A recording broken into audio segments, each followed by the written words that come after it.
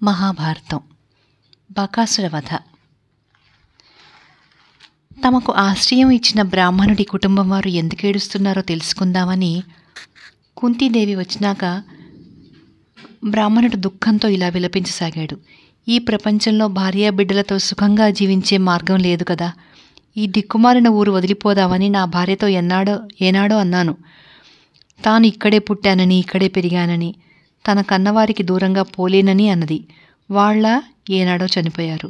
ఈ ఊళ్ళోన బంధువు అన్నవాళ్ళు ఒక్కరూ లేరు. అయినా ఈ ఊరు వదిలిపెట్టాము కాము. అప్పుడే నా మాట విన్నట్టయితే ఇప్పుడు ఈ ఆపద వచ్చి పడేది కాదు. ఇప్పుడు మనం ఏం చేసేటట్టు? ఆ రాక్షసుడి వాత ఎవరిని వెయ్యను? ఇంతకాలము నాకు అనుకూలవతివిగా ఉండి నా వల్ల సంతానం కన్నా నిన్ను రాక్షసుడి పొట్టన పెట్టనా? లేక వంశాంకురంగా పుట్టి పెరుగుతున్న మన కొడుకును పంపనా? కన్యాదానం చేయవలసిన కూతురిని పంపనా? అందుచేత రాక్షసుడికి ఆహారంగా నేనే పోతాను. అంతకన్నా మార్గం లేదు. బ్రాహ్మణుడి భార్య ఇందుకు ఒప్పుకోలేదు. తన భర్త చనిపోతే తనకు పిల్లలకు రక్షణ ఉండదని, తాము లోకులకు లోకవైపోతామని, పిల్లల భవిష్యత్తు తీర్చిదిద్దే సామర్థ్యం తనకు లేదని, అందుచేత తానే రాక్షసుడికి ఆహారం అవుతానని ఆమె అన్నది. ఆమె ఒక ఆశ కూడా కనపరిచింది.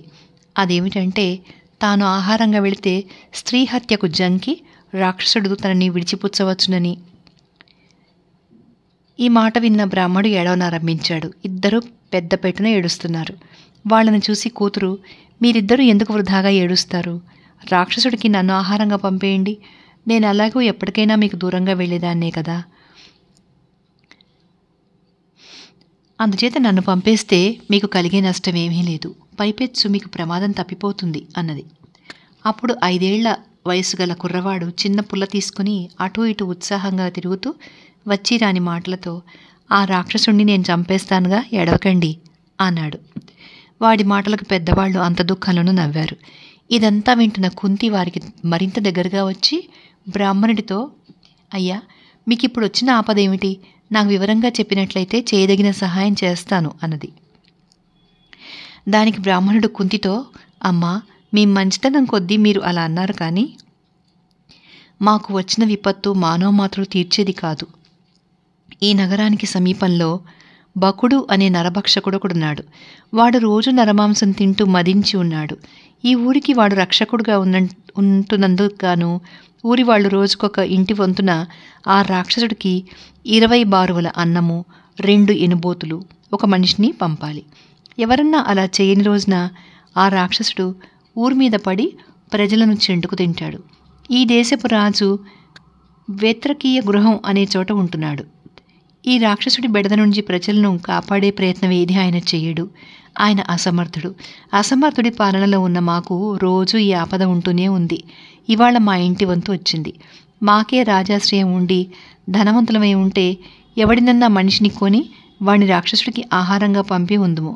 అందుచేత మా కుటుంబానికి ఈ ఆపద తప్పదు. ఒకరిని విడిచి ఒకరం బ్రతకలేము. నలుగురము ఒక్కసారి వెళ్ళి ఆ రాక్షసుడికి ఆహారం అవుతాం అన్నాడు. కుంతి ఆ కథంతా విని, అయ్యా, మీరు నిశ్చింతగా ఉండండి. ఇవాళ ఆ రాక్షసుడికి ఆహారంగా నా కొడుకును పంపుతాను. వాణ్ణి రాక్షసుడు చంపలేడు. వాడే ఆ రాక్షసుడిని చంపేస్తాడు. వాడు చాలా బలవంతుడు. అదిగాక వాడి దగ్గర మంత్రశక్తులున్నాయి. అందుకే పంపిస్తున్నాను గాని నిజంగా నా కొడుకును రాక్షసుడు తినాలని ఎంత మాత్రమూ కాదు. ఏ తల్లైనా 100 కొడుకులున్నప్పటికీ తన కొడుకును దేవతకు చేజెతులారా బలి చేస్తుందా? అందుచేత మీరు ఈ ఏర్పాటుకు ఒప్పుకోండి. ఈ సంగతి మాత్రం ఊళ్ళో ఎవరికీ తెలియనీకండి. వాడి గురువుగారికి తెలిసి ఆయన వీల్లేదన్నాడంటే నా కొడుకు రాక్షసుని చంపే అవకాశం కూడా పోతుంది అన్నది. కుంతి మాటలతో బ్రాహ్మణుడికి గురి కుదిరింది. ఆయనకు ఆపద తప్పిందన్న ఆనందము, కుంతి తనకు మహోపకారం చేసినందుకు కృతజ్ఞత కూడా కలిగాయి. కుంతి భీముడితో సంగతంతా చెప్పింది. భీముడు తల్లి చేసిన ఏర్పాటుకు సమ్మతించాడు. ఇంతలో మిగిలిన 4 పాండవులు భిక్ష తీసుకుని ఇంటికి తిరిగి వచ్చారు. భీముడు మహా ఆనందంలో ఉండడం గమనించి ధర్మరాజు కుంతిని రహస్యంగా, భీముడి ఆనందానికి కారణమేమిటి అని అడిగాడు. కుంతి అతనితో సంగతంతా చెప్పి, ఇన్నాళ్లకు మన ఇల్లు గల బ్రాహ్మణ కుటుంబానికి ప్రత్యుపకారం చేసే అవకాశం దొరికింది అన్నది. ఈ మాట విని ధర్మరాజు చాలా బాధపడ్డాడు. తన తల్లి తొందరపడిందనుకున్నాడు. పాండవుల ఆశలన్నీ, భవిష్యత్తు అంతా కూడా భీముడి భుజబలం మీదనే ఆధారపడి ఉన్నాయి అన్న సంగతి అతనికి తెలుసు. రేపు వారు కౌరవులను జయించి తమ రాజ్యం తాము తీసుకోదలిస్తే భీముడు లేకుండా ఎలా సాధ్యం? దుర్యోధనుడు కుట్రతో తమనందరినీ కూడా లక్క ఇంట కాల్చి చంపడానికి ప్రయత్నించినప్పుడు అందరినీ ఆపద నుంచి తప్పించడం ఒక్క భీముడి వల్ల కనుక అయింది, కానీ మరొకరి వల్ల సాధ్యమా? ధర్మరాజు ఈ ధోరణిలో మాట్లాడుతూ ఉంటే కుంతీదేవి వ్యతిరేకించింది. ఆర్తులను రక్షించడం ఉత్తమ క్షత్రియ ధర్మం. ఈ బ్రాహ్మణ కుటుంబానికి ప్రత్యుపకారం చేయకపోతే అది మహాపాతకం. భీముడికి వచ్చిన భయమేమీ లేదు. అతను ఎలాంటి రాక్షసుడినైనా చంపగలడు. తాను చేసిన ఆలోచన ఇహానికి పరానికి కూడా పనికి వచ్చేది అని ఆమె చెప్పింది. ధర్మరాజు తల్లి అభిప్రాయంతో చివరకు ఏకీభవించక తప్పలేదు. ఆ రాత్రి గడిచి తెల్లవారగానే భీముడు ఇల్లుగల బ్రాహ్మణుడితో, అయ్యా, తెల్లవారు నాకు నిద్రలేదు, ఆకలి దహిస్తోంది, నాకు మంచి ఆహారం కడుపు నిండా పెట్టించారంటే రాక్షసుడితో ఉత్సాహంగా పోరాడతాను అన్నాడు. బ్రాహ్మణుడు అతనికి తిన్నంతగా భక్ష్యభోజ్యాలు, పానీయాలు, నెయ్యి, పెరుగు పెట్టించాడు. తర్వాత భీముడు ఒక బండికి 2 దున్నలను కట్టి బండి నిండా అన్నపు రాసులు పోసుకుని నగరానికి దక్షిణంగా వెళ్ళి బొకడుండే చోటికి చాలా దూరంగా యమునా నది ఒడ్డున బండి నిలిపి తన దగ్గరకు రమ్మని బకుణ్ణి కేకలు పెట్టి వాడు వచ్చేలోగా ఊరికే ఉండడం దేనికని బండిలో ఉన్న ఆహారాన్ని తింటూ కూర్చున్నాడు. ఒక సామాన్య మానవుడు తనను పిలుస్తూ ఉండడం చూసి బకుడు మండిపడి పరిగెత్తుకుంటూ వచ్చి తన కోసం ఏకచక్రపురం వాళ్ళు పంపిన అన్నాన్ని భీముడు పెద్ద పెద్ద ముద్దలు చేసి మింగుతుండడం చూసి, ఎవడ్రా వీడు, చవబోతు కూడా నిశ్చింతగా మెక్కుతున్నాడు అన్నాడు. భీముడు బకుడికేసి చూసి ఒక నవ్వు నవ్వి తిరిగి యథాప్రకారం తన తిండిలో నిమగ్నుడైనాడు. బకుడు పెద్ద పెడబొబ్బ పెట్టి భీముడిని చంపేవాడల్లే 2 చేతులు ఎత్తి భీముడి మీదికి వచ్చాడు. దానికి కూడా భీముడు చెలించక బండిలోని అన్నం తింటున్నాడు. తన పెడబొబ్బకు కూడా ఆ మనుష్యమాత్రుడు చెలించకపోవడం చూసి బకుడు భీముడి వీపును తన 2 చేతులతోనూ చరిచాడు. దాన్ని కూడా భీముడు లక్ష్యపెట్టక తిండి పూర్తి చేసి వెళ్ళి నదిలో చేతులు కాళ్ళు కడుక్కుంటున్నాడు. బకుడు ఆగ్రహావేశంతో ఒక చెట్టు పీకి భీముడికేసి విసిరాడు. భీముడు కడుపు నిండా నీరు తాగి బకుడితో యుద్ధానికి సన్నద్ధుడై వచ్చాడు. బకుడు విసిరిన చెట్టు భీముడి చేతిలోనే ఉంది. వాడు మరో చెట్టు పీకి విసిరేసరికి భీముడు తన చేతిలో ఉన్న చెట్టును దానికి అడ్డుపెట్టి ఆపాడు. చుట్టుపక్కలున్న చెట్లన్నీ అయిపోయేదాకా ఇద్దరూ ఈ విధంగా చెట్లతో యుద్ధం చేసుకున్నారు. తర్వాత బకాసురుడు తన చేతులతో భీముణ్ణి పట్టుకున్నాడు. ఇద్దరూ మల్లయుద్ధం చేస్తూ ఒకరినొకరు విసిరేశారు. జరజరా ఈడ్చారు. చివరకు భీముడు బకాసురుణ్ణి పడదోసి మీద ఎక్కి కూర్చుని భూమికి అదిమిపెట్టి మోకాళ్లతోనూ చేతులతోనూ కుమ్ముతూ మెడ, నడుము, వీపు విరగబొడిచాడు. బకాసురుడు భయంకరంగా నెత్తురు కక్కుతూ చచ్చాడు. వాడు పెట్టిన చావుకేక విని వాడి బంధువులొచ్చారు. భీముడు వాళ్ళని చూసి, ఇహ ముందు మీలో ఎవరన్నా తిండి కోసం మనుషులను చంపారంటే వాళ్లకు కూడా ఈ బకుడికి పట్టిన గతే పడుతుంది, జాగ్రత్త అని హెచ్చరించాడు. వాళ్ళు వణికిపోతూ తమ తమ చోట్లకు వెళ్ళిపోయారు. భీముడు బకుడి శవాన్ని ఈడ్చుకువచ్చి నగర ద్వారం దగ్గర పెట్టి నదిలో స్నానం చేసి ఇంటికి తిరిగి వెళ్ళిపోయి జరిగిన సంగతి ధర్మరాజుకు తెలిపాడు. బకుడి శవం ఊరివారి కంటపడింది. రాక్షసుడు చచ్చాడన్న వార్త ఊరంతా పొక్కింది. వాడిని చంపిందెవరో ప్రజలకు తెలీదు. కానీ ఆ పుణ్యాత్ముణ్ణి తెగమెచ్చుకుని తమ ఇష్టదేవతలకు దండాలు పెట్టుకున్నారు. బకుడు చచ్చిన నాడు వంతు బ్రాహ్మణుడి ఇంటిదే అని తెలియగానే అందరూ బ్రాహ్మణుడి వద్దకు వెళ్ళి బకుణ్ణి ఎవరు చంపారు అని అడిగారు. తన ఇంట తలదాచుకునే వారిని గురించి బయట పెట్టడానికి వీలులేని కారణం చేత బ్రాహ్మణుడు నగర పౌరులతో, నిన్న మా ఇంటి వంతు వచ్చింది. తేను పుట్టెడు విచారంలో మునిగి ఉండగా ఒక యోగసిద్ధుడు వచ్చి ఆ సంగతి విని రాక్షసుడికి ఆహారం తాను తీసుకుపోతానని, తన్ను రాక్షసుడు ఏమీ చేయలేడని అన్నాడు. మరి రాక్షసుడు చచ్చాడంటే ఆ మహాత్ముడే ఆ పుణ్యం కట్టుకుని ఉండాలి అన్నాడు. ఊరి ప్రజలు పరమానందంతో బ్రాహ్మణోత్సవం చేశారు. కుంతి, పాండవులు కూడా ఆ వేడుక చూశారు. వాళ్ళు ఆ బ్రాహ్మణుడి ఇంటనే అలాగే అజ్ఞాత జీవితం గడుపుతూ వచ్చారు. వారు మధుకరంతోనే జీవించారు. ఇలా ఉండగా పాండవులుంటున్న బ్రాహ్మణ గృహానికి ఒక దేశ సంచారి అయిన బ్రాహ్మణుడు అతిథిగా వచ్చి గృహస్థు ఇచ్చిన ఆతిథ్యం స్వీకరించి తాను తిరిగిన దేశాల గురించి, అక్కడి రాజులను గురించి అనేక వార్తలు సరదాగా చెబుతూ పోయాడు. అతను ఒక సందర్భంలో పాంచాల దేశపు రాజైన ద్రుపదుణ్ణి గురించి, ఆయనకు శిఖండి, దృష్టద్యుమ్నుడు, ద్రౌపది పుట్టడం గురించి, ద్రౌపది స్వయంవరానికి జరిగిన ఏర్పాట్లను గురించి క్లుప్తంగా చెప్పాడు. అప్పుడు కుంతీదేవి, పాండవులు కూడా ఆ వృత్తాంతాలను వివరంగా వినగోరారు. అందుచేత బ్రాహ్మణుడు ఇలా చెప్పసాగాడు. సంతానాపేక్షతో ముని ఆశ్రమాల చుట్టూ తిరిగిన ద్రుపదుడు ఒక కొడుకును ఒక కూతురిని కోరాడు. కొడుకు ఎందుకంటే ద్రోణుని చంపడానికి, కూతురు అర్జునుడికి భార్య కాగలందులకు. ఈ కోరికతో ఆయన వివిధ ఆశ్రమాలు తిరుగుతూ గంగా యమునా సంగమం వద్ద గల ఒక ఆశ్రమాన్ని చేరాడు. అక్కడ యాజుడు ఉపయాజుడు అనే ఇద్దరు అన్నదమ్ములు, కాశ్యప గోత్రం వాళ్ళు, రోజుల్లా వేదపారాయణం చేస్తూ సూర్యారాధన జరుపుతూ ఉంటున్నారు. వారిలో తమ్ముడైన ఉపయాజుడే ఎక్కువ తపోబల సంపన్నుడుగా ద్రుపదుడికి కనిపించాడు. అందుచేత ద్రుపదుడు ఆయన దగ్గర చేరి ఎంతో భక్తి శ్రద్ధలతో సేవలు చేయసాగాడు. ఒకనాడు ద్రుపదుడు ఏకాంతంలో ఉపయాజుడికి కాళ్ళు పడుతూ, మునీశ్వర, ద్రోణుడు నాకు తీరని అవమానం చేశాడు. నేను గాని మరో రాజుగాని ఆయనను చంపే శక్తి గలవాళ్లం కాము. ఆ ద్రోణాచార్యుని చంపగల కుమారుడు నాకు కలిగేటట్లుగా తమరు అనుగ్రహించే పక్షంలో తమకు అసంఖ్యాకంగా గోవులను, తాము కోరే ఇతర వస్తువులను ఇవ్వగలను అన్నాడు. దానికి ఉపయాజుడు, నాకిలాంటి కోరికలేమీ లేవు, అదీగాక నేను ఇటువంటి పనులకు సహాయం చెయ్యను అని ఆ ప్రసంగం అంతటితో కట్టిపెట్టేశాడు. అయినా ద్రుపదుడు నిరాశ చెందక ఉపయాజుణ్ణి మరింత శ్రద్ధగా సేవించసాగాడు. 1 ఏడాది గడిచింది. ఒకనాడు ఉపయాజుడు ద్రుపదుడితో, రాజా, నాకు అంతులేని సేవలు చేస్తున్నావు, కానీ నీ కోరిక అనుచితమైంది. అందుచేత అది నెరవేరడానికి నేను సహాయపడను. అయినా ఒక ఉపాయం చెప్తాను. నువ్వు నా అన్న అయిన యాజుణ్ణి ఆశ్రయించు, అతన్ని మెప్పించు, అంతులేని గోవులను ఇస్తాను అని ఆశపెట్టు. అతను నీ కోరిక తీర్చవచ్చు. అతను మొదటి నుంచి కొంచెం ఆశాపరుడు. ఒకసారి అశుభ్రమైన చోట రాలిన పండు తిన్నాడు. మేము గురుకులవాసం చేసేటప్పుడు కూడా శుచి అశుచి అన్న విచక్షణ లేకుండా జిహ్వకు రుచి అయిందల్లా తినేవాడు అన్నాడు. ఉపయాజుడు ఈ మాట చెప్పగానే ద్రుపదుడు యాజుడి ఆశ్రమానికి వెళ్ళి ఆయనకు నమస్కారం చేసి 80,000 గోవులను కానుకగా సమర్పించి తన కోరిక తెలుపుకున్నాడు. యాజుడు ఇందుకు సమ్మతించాడు. ఆయన ఉపయాజుడిని తనకు సహాయం ఉంచుకొని అవసరమైన సంభారాలన్నీ సేకరించి పుత్రకామేష్టి ప్రారంభించాడు. ఆయన హోమం చేసి అనంతరం హవిస్సు చేతిలోకి తీసుకుని ద్రుపదుడి భార్య అయిన కోకిలాదేవిని పిలిచి, ఈ హవిస్సు పుచ్చుకో, నీ గర్భాన ఒక కొడుకు కూతురు జన్మిస్తారు అన్నాడు. అప్పుడు కోకిలాదేవి, అయ్యా, అశుచిగా ఉన్నాను, కొంచెం ఆగండి, స్నానం చేసి వస్తాను అన్నది.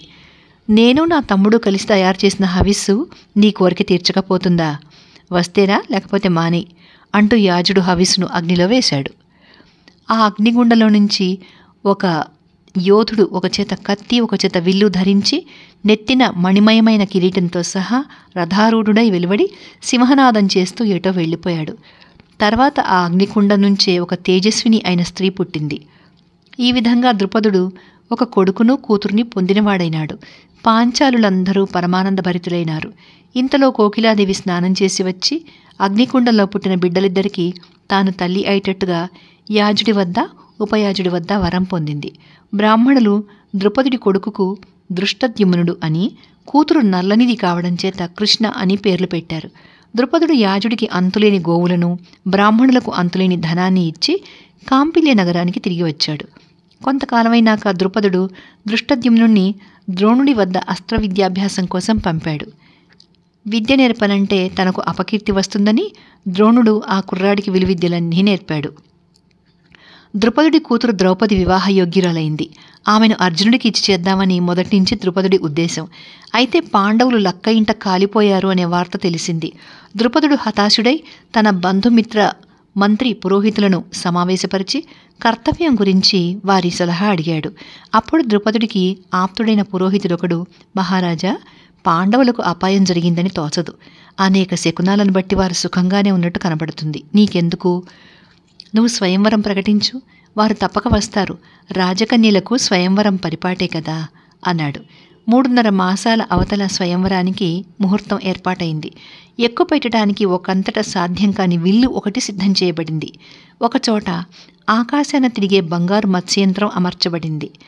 ఏకచక్రపురంలో కుంతి పాండవులు ఉంటున్న బ్రాహ్మణుడి ఇంటికి అతిథిగా వచ్చిన బ్రాహ్మణుడు ఈ వివరాలని చెప్పి, ఎక్కడెక్కడి రాజులు ద్రౌపదీ స్వయంవరానికి కాంపిలి నగరానికి పోతున్నారు అని ముగించాడు. తన గురువైన ద్రోణాచార్యుని చంపేవాడొకడు పుట్టాడని విని పాండవులు విచారించారు. కానీ కానున్నది అయ్యే తీరుతుంది అనుకుని సమాధానపడ్డారు. వారికి కూడా ద్రౌపదీ స్వయంవరానికి వెళ్లాలని ఉంది. ఆ సంగతి గ్రహించి కుంతీదేవి ధర్మరాజుతో, నాయనా, మనం చాలా కాలంగా ఈ ఏకచక్రపురంలో ఉంటున్నాం. ఇంకా కొన్నాళ్ళు పోతే మనకిక్కడ భిక్ష దొరకదేమో కూడాను. మనం పాంచాల దేశానికి పోదామే, అది సుభిక్షమైన దేశమట. కాంపిలి నగరం మహా అందంగా ఉంటుందట. రాజైన ద్రుపదుడికి బ్రాహ్మణులంటే ఎంతో అభిమానం అని అందరూ అంటున్నారు అంది. ధర్మరాజు తన తమ్ములతో కూడా సంప్రదించి తల్లి ఆలోచనకు అందరినీ ఒప్పించాడు. వాళ్ళు ఇల్లుగల బ్రాహ్మణుడితో తాము వెళ్ళిపోతున్నట్లు చెప్పి ఏకచక్రపురం నుంచి బయలుదేరారు. వాళ్ళు రాత్రి పగలు కూడా ప్రయాణం చేస్తూ ఒకనాడు అర్ధరాత్రి వేళకు గంగానదీ తీరాన ఉన్న సోమశ్రవం అనే తీర్థాన్ని చేరుకున్నారు. చీకటిగా ఉంది. అందరికన్నా ముందు అర్జునుడు ఒక కొరువు పట్టుకుని నడుస్తున్నాడు. గంగలో స్నానం చేసి సంకల్పించి వాళ్ళు నదిని చేరవస్తుండగా ఆ సమయంలో గంగలో తన భార్యలతో జలక్రీడలాడుతున్న అంగారపర్ణుడు అనే గంధర్వుడు మనుషుల అలికిడి విని, ఎవరా వచ్చేది, దూరంగా పోండి, ఈ చుట్టుపక్కల ఉన్న వనమంతా నాది, నేను అంగారపర్ణుడు అనే గంధర్వుణ్ణి, ఇది యక్ష రాక్షస గంధర్వులు సంచరించే వేళ, మనుషులు సంచరించరాదు అన్నాడు. ఆ మాట విని అర్జునుడు, దుర్మార్గుడా, హిమాలయ ప్రాంతము గంగానది ఒకరి సొత్తు ఎలా అవుతాయి? అవి అందరివిను. గంగను చూసినప్పుడు అర్ధరాత్రి అయ్యేది, భోజనానంతరం అయ్యేది, విధిగా స్నానం చెయ్యాలి. అందుచేత మేము నదిలో స్నానం చేయకుండా ముందుకు పోము అన్నాడు. అంగారపర్ణుడికి కోపం వచ్చి బాణాలు వేయడం మొదలుపెట్టాడు. అర్జునుడు తన చేతిలో ఉన్న కొరివితో ఆ బాణాలను అడ్డుకుంటూ, ఒరే గంధర్వుడా, మమ్మల్ని నీ ముష్టి బాణాలతో బెదిరించడానికి మేమెవరనుకుంటున్నావు? నీ మాయలేవి మా ముందు సాగవు అంటూ ఆగ్నేయాస్త్రం మంత్రించి ప్రయోగించాడు. దాంతో గంధర్వుడి రథం మండి బూడిదైపోయింది. గంధర్వుడు కిందపడి మూర్ఛపోయాడు. ఆ సమయంలో గంధర్వుడి భార్య కుంభీనసి ధర్మరాజును ఆశ్రయించి తనకు పతిభిక్ష పెట్టమని వేడుకుంది. ధర్మరాజు అర్జునుడితో, ఈమె మనని శరణుజొచ్చి పతిభిక్ష కోరుతోంది, అందుచేత నువ్వు గంధర్వుని చంపకు అన్నాడు. అన్నమాట విని అర్జునుడు గంధర్వుని ప్రాణాలతో వదిలేశాడు.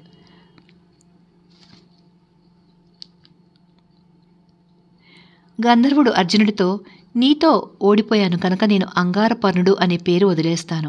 నువ్వు తగలబెట్టిన రథానికి బదులు మరొక చిత్రరథం సృష్టించుకుని చిత్రరథుడు అనే పేరు పట్టుకుంటాను. మహావీరుడవైన నీకు చాక్షుషి అనే విద్యను ఇస్తాను. దాని సహాయంతో నీకు 3 లోకాలలో ఎక్కడ ఏది జరిగేది కనిపిస్తుంది. ఈ విద్య మా వద్ద ఉండడం చేతనే దేవతలు సైతం మమ్మల్ని ఏమీ చేయలేకుండా ఉన్నారు. చాక్షుషితో పాటు నీకు కొన్ని దివ్యాశ్వాలను కూడా ఇస్తాను. మీ అన్నదమ్ములు ఒక్కొక్కరికి ఒక్కొక్క 100 అశ్వాలను ఇస్తాను అన్నాడు. దానికి అర్జునుడు, ఎంత సన్నిహితుడి వద్ద నుంచి కూడా నేను ఏమీ తీసుకోను అన్నాడు. అలా అయితే నాకు ఏదైనా ఇచ్చి దానికి బదులుగా నా నుంచి బహుమానం పుచ్చుకో అన్నాడు గంధర్వుడు. గంధర్వుడికి ఆగ్నేయాస్త్రం ఇచ్చి అతని నుండి అశ్వాలను పుచ్చుకోవడానికి అర్జునుడు సమ్మతించాడు. గంధర్వుడు అతనితో, మీరు క్షత్రియులు, అందుచేత మీరు తగిన పురోహితుని ఏర్పాటు చేసుకుని అతని సలహా ప్రకారం నడుచుకుంటే తప్ప మీకు శుభాలు చేకూరవు అన్నాడు. అర్జునుడు అతనికి ఆగ్నేయాస్త్రాన్ని సమంత్రకంగా ఉపదేశించి, ప్రస్తుతం నీ గుర్రాలు నీ వద్దనే ఉండని, అవసరం వచ్చినప్పుడు తెప్పించుకుంటాను అని చెప్పి అతని వద్ద సెలవు తీసుకున్నాడు. పాండవులు, కుంతి తమ ప్రయాణం కొనసాగించారు. పాండవులు గంగా తీరం నుంచి బయలుదేరి ఉత్కోచ తీర్థానికి చేరుకున్నారు. అక్కడే ధౌమ్యుడు తపస్సు చేసుకుంటున్నాడు. పాండవులు ఆయనకు నమస్కారం చేసి తమకు పురోహితుడిగా ఉండమని ప్రార్థించారు. ధౌమ్యుడు పాండవుల ప్రజ్ఞ, పరాక్రమము, బలము, ఉత్సాహము గురించి సరిగ్గా గ్రహించి తన పౌరహిత్యానికి వారు అర్హులు అని భావించి వారికి అతిథి మర్యాదలు చేసి వారి కోరిక తీర్చడానికి తన సమ్మతి తెలిపాడు. ఆయన తమకు పురోహితుడిగా ఉండడానికి ఒప్పుకోగానే పాండవులు భూమండలానికంతకు తామే రాజులైనంతగా ఆనందోత్సాహంతో పొంగిపోయారు.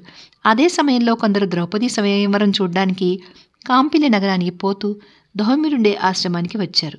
వారిని చూసి పాండవులు తాము కూడా తల్లిని ధౌమ్యుణ్ణి వెంట పెట్టుకుని ద్రౌపదీ స్వయంవరోత్సవాన్ని చూసి ఆనందించాలి అన్న కోరిక వెలిబుచ్చారు. బ్రాహ్మణ వేషాలు ధరించి ఉన్న పాండవులను చూసి ఆ బ్రాహ్మణులు, మీరు ఎక్కడి నుంచి వచ్చారు, ఎక్కడికి పోతున్నారు అని అడిగారు. మేము ఏకచక్రపురం నుంచి కాంపిలి నగరానికి ప్రయాణమై వెళుతున్నాం అన్నాడు ధర్మరాజు. మేము అక్కడికే పోతున్నాం. అక్కడ ద్రుపదుడి కుమార్తెకు స్వయంవరం జరుగుతోంది. ఆమె చాలా చక్కనిదట. స్వయంవరానికి ఎందరో రాజులు వస్తున్నారట. అది చూడవచ్చే బ్రాహ్మణులకు ఆ మహారాజు గోదానము, సువర్ణదానము, అన్నదానము చేస్తున్నాడు. పెళ్లి వేడుక చూసి మళ్ళీ తిరిగి వస్తాం అన్నారు బ్రాహ్మణులు. పాండవులు, కుంతి కూడా వారి వెంట దక్షిణ పాంచాలంలోని కాంపిలి నగరానికి బయలుదేరారు. తర్వాత ఏమైందో నెక్స్ట్ వీడియోలో చూద్దాం.